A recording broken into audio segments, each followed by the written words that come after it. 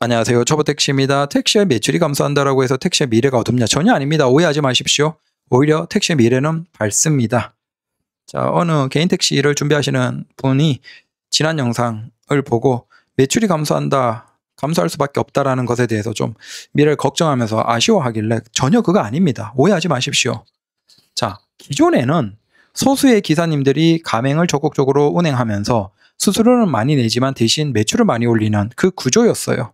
자, 문제는 뭐냐면 택시는 일반적인 자영업과 달라요. 손님이 한정되어 있어요. 손님이 딱 100이라고 한정되어 있어요. 그러면 거기에서 택시도 한정되어 있죠? 근데 어떤 택시가 많이 벌어? 그러면 반대편에 어떻게 될까요? 다른 어떤 택시 기사님은 적게 버는 거예요. 손님이 한정되어 있는 상황에서 누군가가 많이 번다는 게 좋은 게 아니에요. 어차피 손님은 뻔한데 누군가가 많이 번다? 그러면 누군가는 적게 번다. 자, 이게 좋은 거예요? 아니에요.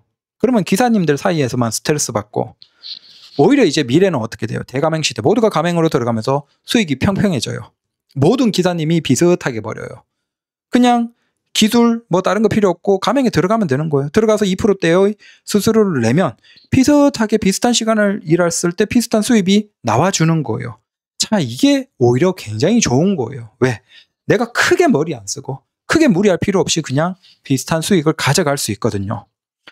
이런 형태의 사업이, 이런 형태의 자영업이 별로 없어요. 왜? 특히 한국은 이제 자영업 시장에서 지옥이 펼쳐지고 있어요. 여러분들 지금 자영업 시장이 어떤지 아십니까? 자, 보시면 2024년에 자영업이 사상 처음으로 100만 명 이상이 1년에 폐업을 했습니다. 폐업한 사람들 중에서 뭐 권리금 가지고 돈 좀 벌어서 한몫 챙기고 나간 사람들 한 3%, 5% 있을 수도 있겠죠. 하지만 대부분은 뭐다? 그냥 돈 다 날린 거예요. 적게 날리거나 많이 날리거나. 근데 우리가 사상 처음으로 100만 명이 한 해 폐업을 했어요. 그러면 한국에서 1년에 어느 정도가 창업하냐면, 자, 23년에 연간 창업 기업 수가 123만이에요. 24년에 118만이에요. 우리가 100만 초반이 창업되고 이제 작년 기준으로 100만 명이 폐업을 하는 시대예요. 정말 엄청나게 많은 창업이 일어나지만 반대편에서는 폐업도 일어나고 있어요. 왜 그렇겠어요? 우리가 돈을 쓸 수 있는 게 이제 한계에 다다랐거든요. 과거부터 우리가 몇 년 전까지는 인구가 증가하던 막 도시도 증가하고 사람도 증가하고 돈도 증가하고 막 쓰는, 자, 그 상태에서는 아시겠지만 나도 그 속에 있으면 같이 돈을 벌고 돈이 풀어요. 근데 우리는 이제 서울부터 시작해서 모든 대부분의 아주 소수의 지역들만 인구가 증가하고 있고 대부분의 지역은 인구가 감소하고 있어요. 심지어 수도권에서 이제 경기 인천이 인구 증가하고 서울은 인구가 감소하고 있지만 경기 인천조차도 서울이나 다른 지역에서 오는 인구로 인해서 증가하는 것이지 자연 증감, 출생과 사망에서 자연 증감은 감소하고 있어요. 어쩔 수가 없어요. 우리 한국 전체가 인구가 감소하고 있거든요. 자, 여기서 빠르게 감소하거나 느리게 감소하거나. 문제는 뭐예요, 그러면? 자, 예전만큼 돈을 못 번다는 거예요. 자영업이 100이라고 할 때 소비할 수 있는 사람이 계속 감소하는 거예요. 그러면 당연히 버티는 사람들은 돈을 벌지만 못 버티는 사람들은 망하는 거예요. 그러면 거기에 보증금부터 시작해서 뭐 창업하는데 인테리어 뭐 수많은 돈 들어갔잖아요. 근데 그 돈을 다 날리는 거예요. 그 날릴 수밖에 없다는 거예요. 그냥 가만히 있으면 날리는 거야. 도저히 수지가 맞지 않으면 접을 수밖에 없죠. 근데 접어버리면 결국은 뭐다? 돈 다 날리는 거예요. 자, 이게 지금 이제 대한민국의 자영업에서 앞으로 계속 벌어지는 거예요. 버티면 그나마 다행이지만 못 버티는 사람들은 돈 날리는 거예요. 다 날리는 거예요. 그 대폐업의 시대가 시작됐다라는 거예요. 왜? 인구가 감소하고 있기 때문에. 그리고 노인분들이 증가하면서 사람들이 예전처럼 돈을 못 쓰는 거예요. 당연히 사회에서 돈이 덜 돌고, 그래서 지금처럼 이렇게 돈을 좀 적극적으로 사람들이 쓸 수 있는 정책을 쓰기도 하고 하는 거예요. 근데 이건 굉장히 한시적이고 결국은 개개인들이 돈이 증가해야 되는데 그걸 바탕으로 돈을 더 많이 써야 되는데 이제 우리는 그런 시대가 없어요. 우리가 예전에 번화가를 봐도 이제 예전처럼 젊은이들이 적죠. 나이 드신 분들은 많고 나이 드신 분들은 돈을 못 써요. 그리고 젊은이들처럼 많이 먹지도 않고 많이 쓰기가 힘들어요. 결국은 우리가 소비가 줄어드는 그 시대라는 걸 인정을 해야 돼요. 근데 중요한 건 여기에서 내가 만약에 일반 커피숍이나 편의점이나 일반 자영업 가게를 하고 있으면 어떻게 될까요? 이제 매출을 계속 주는 거예요. 자연스럽게 계속 매출이 줄어드는 걸 어쩔 수가 없어요. 거기에서 옆집, 내 가까운 집, 경쟁 누군가가 망하면 그나마 다행이고, 만약에 걔가 망하지 않고 잘 버티면 오히려 내가 망하는 거예요. 내가 망하면 돈 챙기는 거 없어요. 근데 50대, 60대 돼서 이제 노인데 돈 날렸어. 망했어. 그럼 어디서 그 목돈을 벌어요? 못 벌어요. 못 봅니다. 자, 여기에서 대한민국이 지금 전체 창업자의 연령을 봐보십시오. 50대, 40대, 60대 순서대로 창업이 많아요. 아니, 이제는 그 기존까지 벌었던 돈을 잘 챙기면서 굴리면서 절대 잃지 않아야 되는데, 노후를 준비해야 되는 그때 돈 날리고 자영업 창업했다가 돈 날리고 다시 어디에서 목돈을 모아야 돼요. 힘이 들고 돈, 목돈 들어갈 때 자식 키우는 데는 마지막으로 돈 엄청 들어가는데 그때 어디에서 그렇게 돈 벌어요? 지금 노가다도 일이 없어요. 건설업도 부진하고 일이 없어요. 다른 데도 다 일이 없어요, 일이. 네. 경비원 한 명 모집하는데 요즘에는 막 100대 1씩이에요.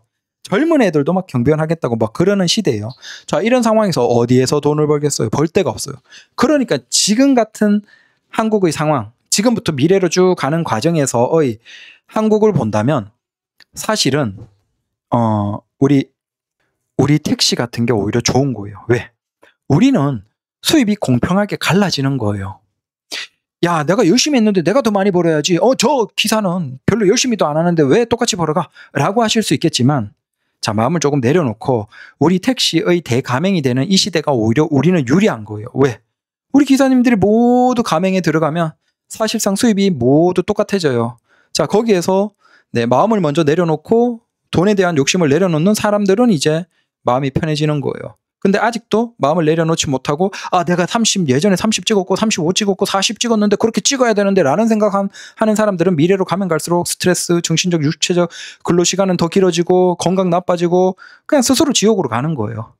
그런 분들은 뭐 그렇게 내려놓지 못하는 분들은 우리가 그 사람들 망하라는 게 아니고 본인 스스로 본인을 지옥으로 떠미는 거예요. 내가 예전에 35 찍었고 당연히 35 찍고 45 찍어야 되는데 라는 생각에 빠져있는, 무조건 찍을 거야 라고 생각하는 사람들은 이제 앞으로 어떻게 돼요? 근로시간을, 그러니까 운행 시간을 길게 해야 돼요. 기존에 10시간 했으면 이제 일하는 시간 12시간 계속 늘려야 돼요. 그렇게 늘리면 우리가 알잖아, 만성피로. 우리가 강한 노동은 아니지만 만성피로가 누적이 되고 건강 나빠지고 이렇게 장시간 앉아있는 굉장히 고위험 직업군이기 때문에 심혈관 질환부터 시작해서 사실상 뭐 어떻게 돌아가셔도 안 좋게 돌아가실 수밖에 없어요. 알잖아요. 우린 그거 다 알아요. 결국은 뭐다? 돈에 대한 욕심을 내려놓지 못하는 기사는 어차피 미래가 뻔해요. 그건 자기들이 알아서 그런 미래를 하겠다고 하니까. 반대로 욕심을 내려놓고 이제 돈에 대한 욕심 내려놓고 그냥 적당히 어느 정도, 자, 손님들이 100이라고 할 때 나도 거기 속에서 적당히 벌어간다라는 생각으로 그냥 수입은 감소하지만 그걸 받아들이면서 하면 우리는 어떻게 된다? 적어도 택시는 지금 수입을 서로 공평하게 나누는 거예요. 마치 동네에 카페가 5개 있다라고 하면 그 5개 카페가 딱 손님이 100명이라고 할 때 20명씩만 받는 거야. 분명히 맛집은 한계가 있어. 맛집은 한계가 있는데 그 맛집이 지금 같으면 어떡해. 50명, 70명의 손님을 받고 다른 카페들은 안 돼서 다른 카페들은 망하고 돈을 날리잖아요. 자, 그러니까 우리가 일반 창업이면 지금 다 망했어요. 다른 애들이 망했어요. 근데 문제는 우리는, 택시는 어때요? 그 카페가 마치 20명만 손님 받고 우린 더 이상 받지 않습니다. 다른 카페에 가세요. 라고 되는 거예요. 우리 택시가 대가맹이 되면서 이제 기사님들이 손님이 100일 때 수입을 나눠 가지게 되는 거예요. 자, 그로 인해서 우리는 그냥 아무 생각 없이 편안하게 이걸 하면 되는 거예요. 중요한 건 이렇게 공평하게 다른 기사들, 다른 사업자들, 다른 창업자들이 망하지 않고 모두 같이 수입을 공평하게 나눠 가지는 일은 한국의 자영업에서 거의 없어요. 요즘 변호사 같은 것도 잘 버는 사람은 잘 벌지만 못 버는 사람들은 너무 힘든 그런 상황이 되어가고 있어요. 우리 사회의 모든 영역이 다 그렇게 되어가고 있어요. 근데 택시라는 이 굉장히 특이한 상황. 자, 자격이 면허가 한정되어 있고 기사들, 그다음 손님, 그다음 사업구역, 자, 모든 것들이 좀 까다롭게 한정되어 있는 이 일이 굉장히 특이하게도 망하지 않게 해주는 거예요. 그래서 이건 엄청난 장점이에요. 그래서 우리 택시를 준비하시는 분들, 개인 택시를 준비하시는 분들은 걱정할 필요가 없습니다. 다만 단기적으로 수입이 감소한다라고 얘기 드리지만 그 수익 감소가 부정적이라는 게 아니에요. 오히려 그 수익 감소가 우리 동료 기사님들과 수입을 공평하게 나누면서 오히려 우리가 서로가 망하지 않고 서로가 공평하게 적당한 수입을 비슷하게 가져갈 수 있게 되는 거예요. 그러면 거기에서 우리가 욕심을 내려놓고, 그래서 어제처럼 얘기 드리는 거예요. 내가 추가 수입이 필요하면 뭐 와이프랑 같이 다른 일을 조금 한다든지, 아니면 내가 뭐 나머지 시간에 좀 쉬는 시간에 유튜브를 한다든지, 그런 쪽으로 좀 관심 가지면서 얼마든지 수입을 벌 수 있으니까 그런 쪽으로 노력하시라. 적어도 택시로 예전처럼 돈을 무조건 벌어가려고 하면 건강을 버리고 안 좋습니다. 어차피 노력해봤자 가져가기가 힘듭니다. 라는 그 얘기를 드리는 거예요. 근데 그렇다고 해서 그게 택시 미래가 어둡다? 아니요. 오히려 택시의 미래는 밝죠. 왜? 사람들은 깨닫거든요. 기존에 편의점 했던 사람, 카페 했던 사람, 다른 거 했던 사람들이 우리는 치열하게 경쟁해서 어떻게든 살아남고, 그래봤자 5년 만에 폐업률이 70, 그 다음 7년 정도 지나면 사실상 90몇 프로가 다 폐업을 하는, 결국 내가 악착같이 버텨봤자 몇 년 지나면 폐업할 수밖에 없네. 대부분이 다 망하네. 자, 그걸 아는데 이렇게 둘러보니까 개인 택시는 절대 안 망하거든. 근데 심지어 그 구조 속에서 수입도 공평하게 나누는 굉장히 신기한 구조야. 내가 많이 해도 많이 못 벌고 적게 해도 적당히 버는. 그러면 결국 기사들이 망하지 않는 굉장히 신기한 구조구나 라는 걸 사람들이 깨달으면 오히려 택시에 사람들은 더 몰리겠죠. 물론 뭐 단기적으로 이제 검사를 까다롭게 해서 나가도록 하는 기사님들을 증가시킨다는 정책도 있긴 하지만, 그렇다고 하더라도 결국은 택시처럼 적어도 망하지 않는 일이 우리 사회에 없다라는 것만 알아두시면 됩니다. 그래서 개인 택시를 하시려는 분들은 너무 걱정하실 필요 없어요. 오히려 그게 긍정적이에요.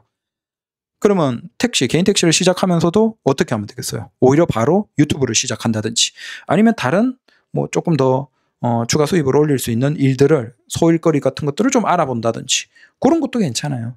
그리고 그것도 아니면 그냥 욕심을 좀 내려놓고 적당한 수입에 만족하면서 맞춰서 살아가면 되잖아요. 어차피 지금 택시로 들어오시는 분들은 자녀 뭐 크게 돈 들어갈 데 없는 그런 분들이실 테니까 그렇게 사시면 된다라는 겁니다. 택시의 미래는 오히려 수입이 낮아지기 때문에 밝은 거예요. 감사합니다.